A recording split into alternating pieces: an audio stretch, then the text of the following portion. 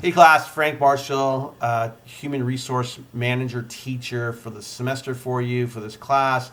I know some of you, but not all of you, and I hope that you had a fantastic holiday season. So welcome back, Happy New Year. So what is this class about? This class is not about the hourly versus salary. It's not about exempt versus not exempt. It's not about the details of human resources. It's really taking a much higher level approach and saying, what is it that I want to achieve? Well, for this class, what I want to achieve is I want to achieve two things. One, I want you to get the idea of what a positive culture is and how do we generate a positive culture. One. Two, I want to give you a broad background of HR throughout. So you have some videos. So I have one from a maquilador. When I first came to California in San Diego, I worked on maquiladores, and so I reached out to somebody that's down there, talked about what does HR look like in Mexico. What kind of questions can you ask, because they're far different than here. And what's interesting is that as you listen to the video, what you'll find out is that in Mexico, they really want to get to know the employee before they hire them. And in the United States, we're limited by legal restrictions of what we can and can't ask, which is too bad. And so what we end up doing is we end up hiring, interviewing, and we say you need to sell yourself in the interview. And can I tell you that I've been rejected many times from jobs because why? Because I'm an introvert by nature, and so if you ask me a question, I'm going to answer the question. And so that's what most introverts do. They don't necessarily tell you this, very fluffy story. It's like, boom, you ask me this question, here's what I did, tell me what's the next question, hire me. And so you get feedback. Well, I had to drag all the information out of you. You didn't really sell yourself. Well, guess what, Mr. and Mrs. HR or Miss HR? Guess what? I'm an introvert. I'm not going to sell myself. And so we have to think about all the different people that we see in interviews and how do we really get to know them? Because I'll be honest with you, a lot of companies give up on employees because potential employees, because they don't sell themselves in the interview. Frustrating as heck, because what am I looking for really? And what you'll find in the very first couple of chapters of the books, we're really looking for fit. We're looking for what is the fit that I want as an organization? What does my organization look like and do? Then when I was in business, when I was I wasn't in HR. I was a CFO in HR, reported to me. But what I was looking for when I was interviewing people was I wasn't looking for the smartest person in the bunch.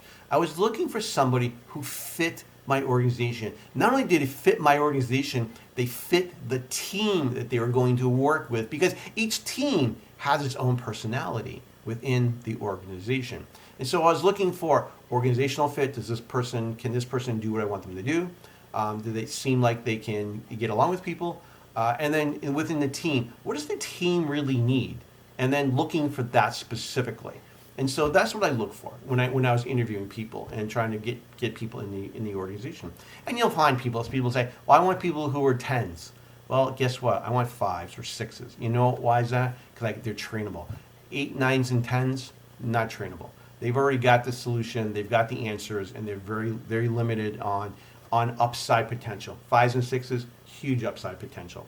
And so that's what I personally look for. So the class really is around the idea of again, positive culture. How do I find the right person to fit my organization? Once I find them, how do I bring them into the company on board? How do I train them? And how do I let them loose to do the very best that we possibly can? Is that micromanaging? I don't think so. And so what we want to do is through On Fire at work is really about, Eric Trester talks about the 7 pillars. And then the idea is that there's 7 pillars of On Fire, of creating an employee who's on fire at work. And what we know is, as when we think about like engagement, the word engagement, you hear empowerment, engagement all the time. Engagement, the number of people who are engaged in the office has historically been 66 to 70%. No more than 70, no less than 64, something in that range. And so that means that if I'm on the low end, 64%, means that for every 10 people in my office, 6 people don't want to be there. The other 4 are super excited to be there. Well, I want to flip that. I want everyone to be engaged. I want that engagement to be more like 90%, 92%. That's what I really want. I want people who are going to come to work, who really want to come to work, to solve problems, to share solutions, to generate great ideas that can change not only ourselves, our company, but the world. So that's the focus. That's really the focus of the course is culture. Culture through the eyes of the maquiladores, through an employment lawyer, through an HR person of a multi-million-dollar company, and here in San Diego.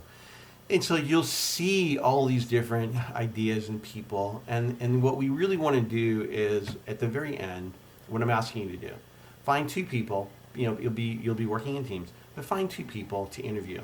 And what you're going to do is, prior to that, you'll create a company, you'll create a vision, a mission, you'll create core values, both for the company and for you personally. And so, because at the very end, very front part of it, we need to understand what is our fit, what are we all about. And then towards the end, what we're going to do is you're going to find 2 people, not in this class, 2 people to interview, who then you run through the questions that you and your team have created and tell them about your company. We'll prep them ahead of time. And then at the end of the day is you're gonna do these interviews, and they're like 6 to 10 minutes per person. And so what you want to do is get to the point of really understanding the person in front of you. Why is that important? SAP has a big company, German company, and one of my former students worked at SAP up in San Jose, still does. And what they do is they have a part of their organization that really just looks at people who have mental disabilities, specifically autism. That they hire people who aren't going to be hireable through normal channels because they can't sell themselves in an interview beyond how smart they are, because they sit on the autistic spectrum. And to give you an example, and you'll see a video, but the example is this is one guy, has all kinds of degrees, but he is on the spectrum, and he had 636, sent out his resume to 636 different companies, got some interviews, and never got a job. SAP hired him and created an environment within SAP that people could, these people, people that are on the spectrum, people who are different than us, could bring value to the company and who could thrive and exceed. And that's what we really want. We really want, it's not really about, a resume or where we went to school. Some of that is. But for the most part is what I'm looking for and what I'm trying to teach you is let's really get to know the person who we're interviewing. Let's get to know that candidate, because that's what we want. We want to hire the best fit for our organization and for our teams. Not the best person who sells themselves in the interview, because I can't tell you countless times I've heard people that hired the person who sold themselves the best, and within 6 months, those people had either been fired or left the company. Because why? Because they couldn't cut the job. They really didn't understand. They oversold themselves what they do. And people, in interviews, we expand a little bit. I'm an Excel guru. But I'm not. And so I really just want to be able to explain to people who I am. I want to look at people. For one of my things is why should I do a face-to-face interview? Why should I videotape this interview and send it to you? Why should I have to see you in person? Why can't I just talk to you on the phone? And the reason why is that? And the reason is that because what we know is that once we start to see people, we have our own biases.